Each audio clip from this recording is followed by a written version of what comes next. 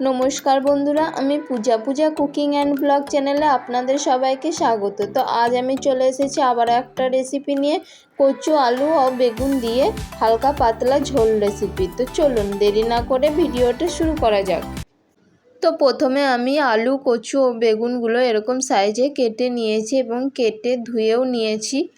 पर्याये ओभेने कड़ाई बसिए दिएछि और कड़ाई गरम हो गेछे। एखन दिए दिচ্ছি कड़ाइये किछुटा परिमाणे सरिषार तेल।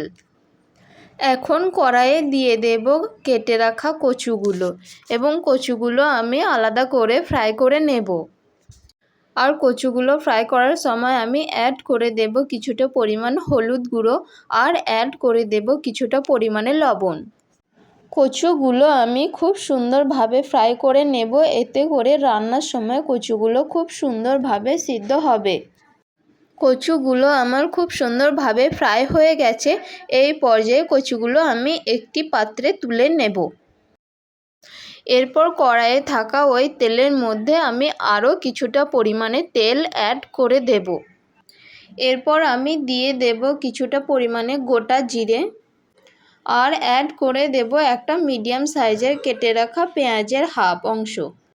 तारपर आमी दिए देब केटे राखा आलूगुलो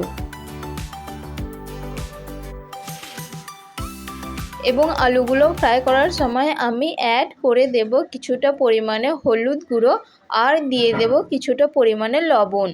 एखन आमी भालोभावे फ्राई करे नेब।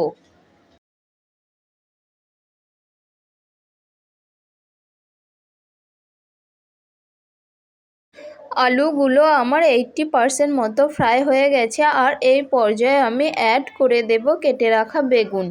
तो बेगुनगुलो आमी फ्राई करे नेब। तो बेगुनगुलो फ्राई करे निले रान्ना करार परे बेगुने थाका जे एकटा गन्ध से गन्धटा थाके ना। एरपर आमी ऐड करे देब एकटा केटे राखा टमेटोर हाफ अंश और ऐड करे देब 3টে चेरा काँचा लंका। एखन आमी आरो 1 मिनट मतो फ्राई करे नेब। এই পর্যায়ে আমি অ্যাড করে দেব 1 টিস্পুন আদা রসুন ও পেঁয়াজের পেস্ট। এখন আমি সমস্ত উপকরণগুলো ফ্রাই করে নেব কাঁচা গন্ধ চলে যাওয়া পর্যন্ত।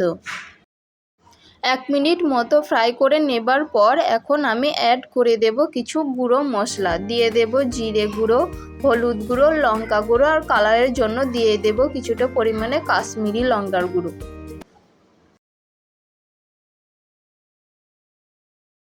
एरपर आमी ऐड करे देब पेस्ट करे नेওয়া सरिषा।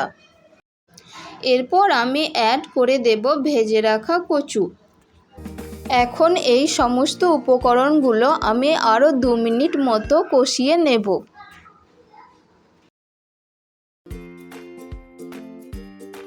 মশলা খুব ভালোভাবে কষানো হয়ে গেছে আর এখন আমি অ্যাড করে দেব পরিমাণ মতো জল।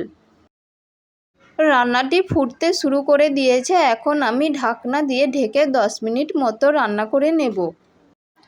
তরকারিটা আমার খুব সুন্দরভাবে সিদ্ধ হয়ে গেছে। এখন ঢাকনা খুলে দেবার পর আমি আরও 2 মিনিট মতো রান্না করে নেব। 2 মিনিট পর এখন আমি গ্যাস অফ করে দেব। তো ফাইনালি আমার রেডি হয়ে গেছে আলু কচু ও বেগুনের ঝোল রেসিপি। তো আমার রেসিপিটি কেমন লাগলো অবশ্যই কমেন্ট করে জানাবেন। ধন্যবাদ আমার পুরো ভিডিওটা দেখার জন্য। দেখা হচ্ছে নেক্সট কোনো ভিডিওতে।